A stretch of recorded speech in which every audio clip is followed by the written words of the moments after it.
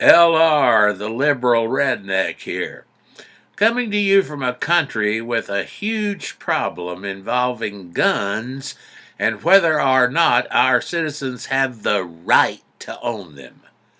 The National Rifle Association and their horde of ammo-sexual members have commandeered part of the Second Amendment to the Constitution as their justification to arm as many men, women, and children with as many weapons as they can afford, since their whole raison d'etre is money.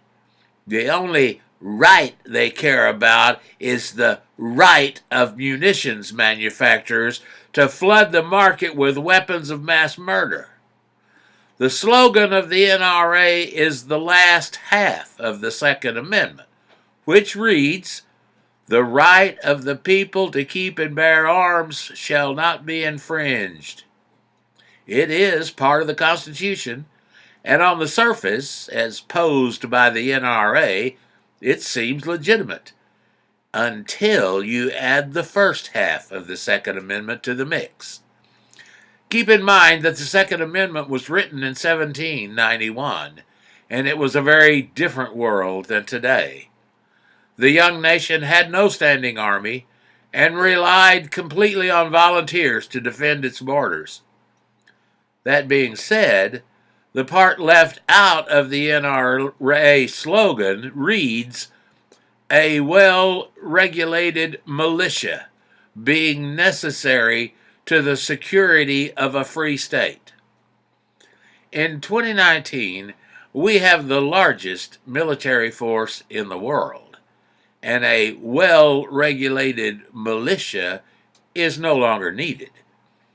What is needed is comprehensive gun control laws to try and stem the thousands of deaths that occur every year due to the mass marketing efforts that have created a country with more guns than people.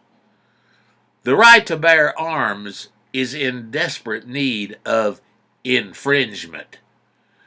Conservative ex-Supreme Court Chief Justice Warren Burger put the whole situation in proper context when he said, and I quote, "The gun lobby's interpretation of the Second Amendment is one of the greatest pieces of fraud," I repeat the word fraud, "on the American people by special interest groups that I've ever seen in my lifetime. The real purpose of the Second Amendment was to ensure that state armies, the militia, would be maintained for the safety of the state.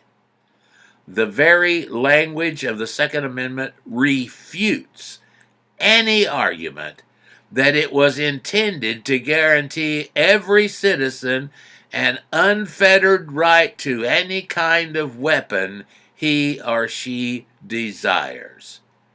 End quote. You can reach me at theliberalredneck@gmail.com, and you can visit live with me, the pagan goddess, and the progressive Christian on our weekly wrap-up every Friday at noon Central on blogtalkradio.com/theliberalredneck.